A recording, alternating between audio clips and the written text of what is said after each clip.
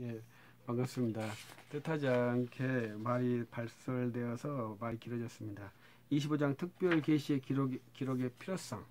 이제 이것은 이제 성경을 우리가 하나님 말씀을 우리는 문자로 읽는 그러한 종교이죠. 다른 종교는 문자에 매이지 않은 그러한 종교지만 우리는 이제 문자에 매였다 이렇게 볼 수 있죠. 우리 특별계시는 문자로 기록되어 있는 것이 특징입니다. 그래서 이 문자 기록도 우리 보면 종결되었다. 이것이 또 특징이죠. 문자에 매이고 문자에 종결된 종교는 기독교 안에서도 우리 장로파, 개신교들만 갖고 있죠. 그래서 이것을 더 이제 풀어버리는 집단이 신사도주의가 이제 풀어버렸죠. 문자의 메인 종교를 완전히 풀어버린 것이 신사도주의고, 천주교는 본래 풀려 있었고요. 그래서 신사도주의와 천주교가 일맥상통한다 하는 것은 이 계시에서 상통하는 것이죠. 그것은 문자의 메인 계시관이 아니에요. 우리는 문자의 메인 계시관이에요. 그래서 그것이 아주 큰 차이점이죠. 그래서 신사도주의의 사람들이 천주교를 싫어한다고 열심히 외치지만 계시관에서는 완전히 일치된 그 사상을 갖고 있죠. 그래서 우리는 또 우리도 천주교를 싫어한다고 하면서 천주교와 함께 하게 되는데, 그것은 모두 다 계시관이에요. 그것은 성경을 문자에 매었다 이렇게 표현하는 것이 상당히 좀 외람된 표현 같습니다만, 하나님께서 그렇게 우리에게 주셨습니다. 그래서 우리는 문자 성경 66권의 안에서 하나님을 아는 충분한 지식, 구원을 이룰 수 있는 충분한 지식을 갖고 있고, 하나님께서 그것으로 말미암아 완성시켰기 때문에 종결했다, 중지했다 이렇게 말할 수 있습니다. 더 이상의 특별 계시가 없는 그러한 구조가 우리의 구조입니다. 그래서 문자로 기록되어 있기 때문에 문자를 해석해야 되는데, 문자로 기록된 이유는 변조가 불가능하기 위해서. 그래서 우리 사람의 말은 항상 그 저속 간에 변하지 않습니까? 그런데 이제 문자라는 것은 변하지 않죠. 그래서 문자로서 계시를, 진리를 보존할 수 있는 것이죠. 그래서 문자로 계시를 보존한다. 하나님께 직접 해주시는 말씀으로 계시를 유지하는 것이 아니라 하나님께서 우리를 위해서 문자로 계시를 보존하셨다. 그 다음에 문자라는 것은 우리 사람의 한계, 우리 기억력의 한계가 있어서 그렇다. 기억력의 한계도 있지만 우리는 만약에 제가 국립중앙도서관의 책들을 다 암기했다 이렇게 가정을 하면, 이 암기한 이 제 두뇌를 다음 사람한테 어떻게 전달해 주겠습니까? 전달이 안 돼요. 전달할 수 있는 방법은 딱 하나죠. 문자로 기록되어서 문자로 기록해서 남기는 거죠. 그래서 이것도 마찬가지죠. 하나님께서 자기의 구원의 경륜을 자기 백성에게 밝히셔서 문자로 남겨 모든 사람이 보도록 조처를 해주시는 거죠. 그래서 자기의 구원 방식을 모든 사람에게 알리는 것을 목표하셨다 이렇게 이해할 수 있겠죠. 그래서 온 인류를 구원하기 위해서 그러하셨다 이렇게 말씀한 겁니다. 왜냐하면 문자는 번역을 할 수 있지 않습니까? 그래서 우리가 문자가 다 번역이 되는 형태, 완전한 번역은 안 됩니다. 번역을 하는 형태로 해서 모든 인류가 다 구원을 받기로 하셨다 이렇게 이해할 수 있겠죠. 그래서 우리는 성경 번역, 성서 번역 선교회, 이 선교회에서 보면 세계에 있는 모든 문자로 성경을 만드는 것을 목표로 하는 그 선교회지 않습니까? 상당히 의미 있는 단체라고 생각을 합니다. 그것이 문자기 때문에 가능하고 모든 문자에는 서로 대칭어가 있다는 거죠.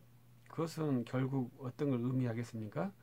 하나의 문자 언어에서 파생되었다. 이렇게 이해할 수 있겠죠. 우리가 언어를 이해하는 것이 그래서 신학에서도 매우 중요합니다. 언어학은 신학에서는 이제 잡설이 되겠지만 매우 중요한 근저에 있는 학문이죠. 자유주의 학자들의 대부분은 언어학을 공부했어요. 그래서 이 언어가 갖고 있는 아주 신비로운 현상들이 많이 있죠. 그래서 이제 현대 철학자들도 다 언어학자들, 언어 개념을 정확하게 구도화했습니다. 그래서 우리가 번역한다는 것이 상당히 매직과 같은 것인데 상당히 재밌어요. 예, 그에 대한 하나의 그 엉뚱한 소리 같은 것은 우리가 지금 그 성경 어휘들을 공부하고 있잖아요. 알고 있잖아요. 애굽 이런 거. 그다음 이런 애굽이나 애굽 애굽 이런 애국 말들 우리는 이집트라 하는데 애굽이라 하니까 이렇게 하고 페르시아는 바사 이렇게 하고 이러한 것들이 있잖아요. 바사는 이제 그 음이지만 애굽은 한자 음이거든요. 이 한자 음을 누가 만들었겠습니까? 중국 사람 만든 게 아닙니다. 제가 이해하기로는 예수의 신부들이 성경을 번역하면서 만든 것으로 저는 이해를 해요. 그래서 참 그것도 놀라운 일이죠. 일본도 예수의 사제들이 들어가서 활동을 많이 했죠. 그 사람들이 번역 활동을 많이 했어요. 그래서 우리는 부지불식간에 그들의 문화 산물로 서 있는 그러한 구조입니다. 그래서 천주교와 중국과 일본의 그러한 문화권에서 우리가 상당히 자유롭지 못해요. 그래도 이제 우리들이 자주적인 학문을 하기 위해서 열심히 노력을 하고 그러한 의식화를 위해서 이제 깊은 학문을 할 수 있다면 정말로 멋있는 이제 크리스천이 되겠죠.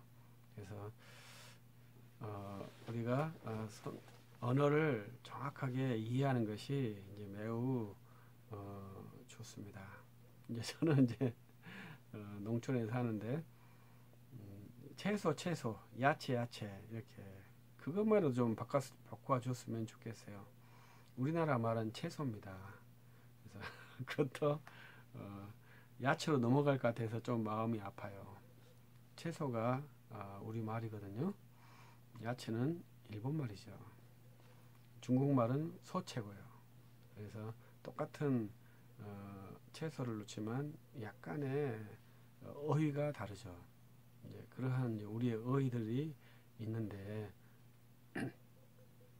왜 야채라고 하는지는 저는 잘 모릅니다만은 채소라고 사용을 해주시는 것이 좋겠죠. 그런 언어로 다 번역이 돼서 성경에서도 이제 그러니까 우리는 중국 어휘들이 상당히 있죠. 중국어이라고 할 수도 있고 좀 더 말하면 고어적인 표현이 있죠. 그래서 그러한 표현들을 우리가 잘 이해하고 또 일본 어휘들도 잘 이해한다면 우리 어휘가 상당히 많이 확장될 수 있을 것 같아요. 그러한 것도 우리가 할 수 있는 좋은 훈련이죠. 그래서 저는 중국말 두 개 있잖아요. 번체, 간체. 우리말, 한자 혼용, 일본말 이러한 겸용 성경이 있었으면 상당히 재밌겠다. 그래서 어휘의 변화를 빠르게 이해할 수 있겠다 하는 것이 제가 성경을 그런 병용 성경을 한번 만들어주면 좋겠다. 영어만 말고 그렇다면 훨씬 더 빠르게 이 세계의 문화권을 인지할 수 있지 않을까 그런 생각도 해봅니다. 그 다음에 이제 28장에는 계시의 기록 영감. 이제 우리는 하나님 말씀을 정확무오한 말씀으로 믿죠. 그때 이제 그 근거로 영감이라고 하는 개념을 갖고 있습니다. 그래서 그 영감을 성경에서는 호흡이라고 말씀을 하시죠. 그래서 여기에서 말하는 이제 조명과 영감을 구분해야 한다, 이렇게 제시를 하고 있습니다.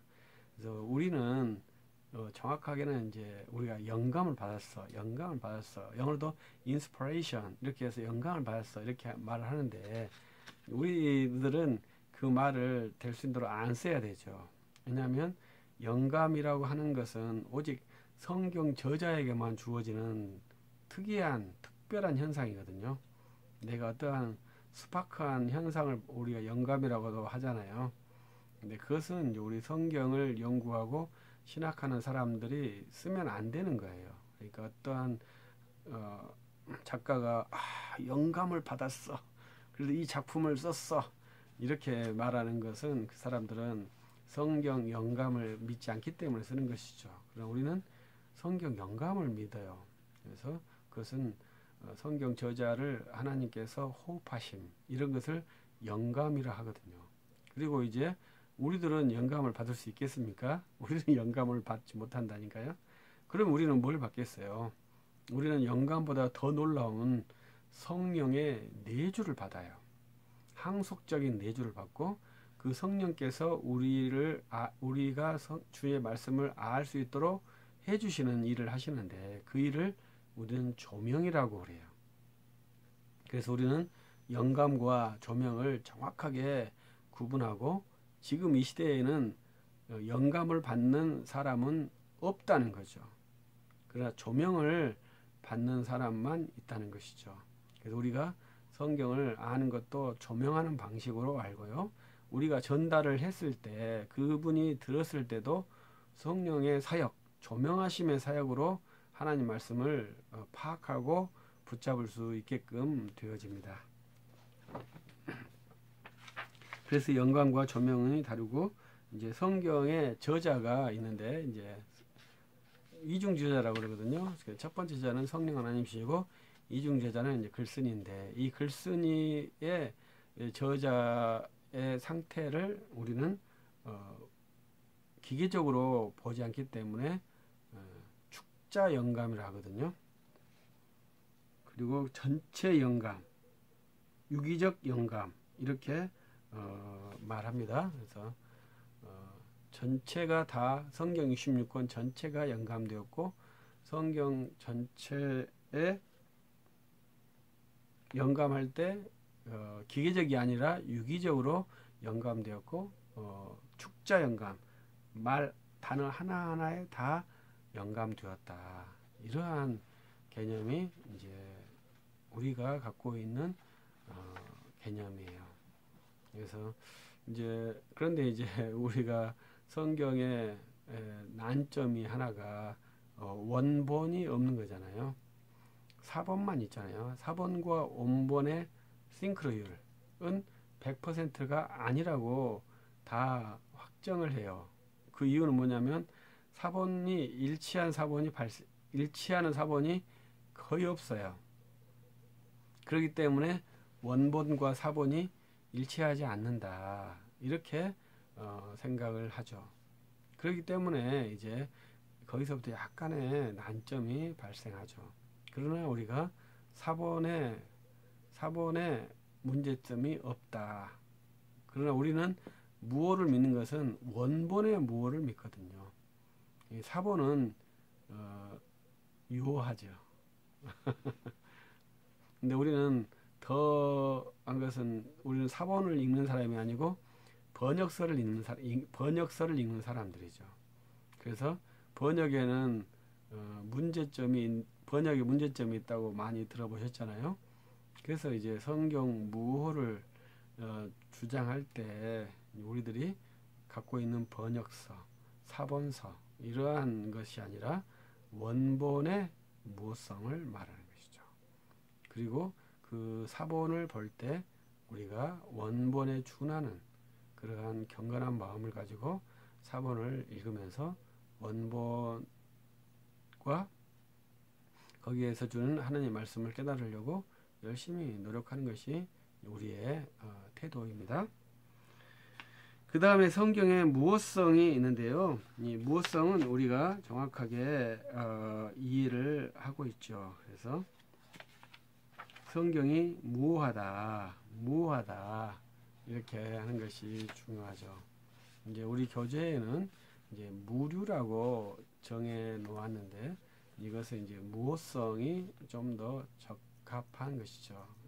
여기 영어가 안 써졌기 때문에 정확하게 판정할 수 없습니다만은 이제 inerrancy가 이제 무호라는 단어입니다. 그래서 여기에서는 우리가 성경의 무호는 inerrancy of Bible. 그래서 성경의 무호성을 우리는 주장을 합니다. 그래서 이것은 이제 inerrancy로 봐야 할 것입니다. 그래서 성경은 무호하다는 것은 완전한 무호를 말하거든요. 처음부터 무호하다 이런 거예요.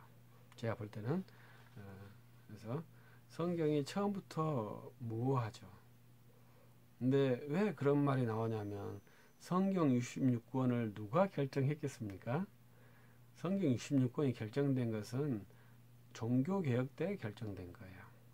신약성 27권은 397년 카르타고 공회 때 결정이 된 거지만 그때 구약 성경의 범위는 70인경의 범위를 갖고 있었어요. 그래서 그러나 이제 1000년 동안 그러한 가치로 유지되다가 종교개혁 때 70인경에 있는 외경들을 빼면서 66권으로 체계화된 것이죠. 뺀 이유는 그런 걸 잘 말씀 안 해서 저도 확인하고 있습니다만은 뺀 가장 중요한 것은 죽은 자를 위한 기도 때문에 저는 뺐다고 생각을 합니다. 종교 개혁에 가장 여러 가지 산물들이 있는데 그 중에 하나의 산물은 죽은 자를 위해서 기도하는 것을 중지한 거예요. 그래서 그 중에 그런 것이 이제 면죄부가 죽은 자를 위한 기도의 대표적인 사례거든요. 그다음에 성자 숭배. 그래서 성인 숭배를 하면서 죽은 자를 위해서 기도하고 죽은 자가 자기에게 어떤 호의를 줄 것이라고 믿는 신앙이 죽은 자를 위한 기도거든요. 그러한 근거는 어디에 있겠습니까? 성경에 있었다 이거죠. 그 성경이 그 외경에 있는 것입니다. 그래서 죽은 자를 위한 기도가 안 맞기 때문에 절대로 안 맞죠. 그래서 그러한 말씀이 있는 외경은 뭐라고 확정하겠어요? 성경이 아니다. 이렇게 확정할 수밖에 없죠. 그러한 것이 논리예요.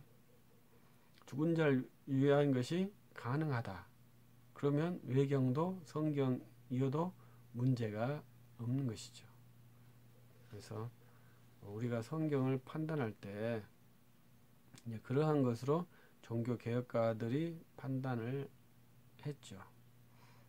그러니까 지금도 성경 뭐 70인경으로 해야 한다. 그러면 죽은 자를 위해서 기도하는 것을 막을 길이 없다는 것이죠. 성경의 가르침에 의해서 우리가 신학을 해야 되기 때문에. 그러나 루터의 종교개혁 95개조 반박문의 선언이 뭡니까? 그때 면죄부는 안 된다는 거잖아요. 어떻게 연옥에 있는 사람을 천국으로 올라버릴 권한이 교회에 있냐는 거예요. 루터의 말이. 그러면 주님보다 더 높은 거 아닌가? 이러한 논리예요. 죽은 자의 영혼을 판단할 것이 교회에 있대요. 그게 말이 되겠습니까? 지금도 그것을 유지하고 있어요. 최소한 살아있는 사람의 죄를 교회에서 사한대요. 종교개혁은 그건 절대로 인정할 수 없다는 거예요. 우리의 죄사함은 오직 주 예수 그리스도께서만 하신다는 거예요. 그래서 이단으로 단정이 됐죠. 교회가 할 수 없다고 하니까. 우리는 교회가 죄사함을 선포는 할 수 있지만 확증은 못해요. 그러한 근거를 가지고 있는 성경의 내용을 이제 포기한 것인데, 특이하게 유대교의 경전 범위와 우리의 구약성경 범위가 같은 거예요. 그러니까 종교 개혁가들이 뜬금없이 그것을 빼버린 것이 아니라 유대교 사람들은 그것을 빼고 있으니까 그것으로 맞췄다고 볼 수 있겠죠.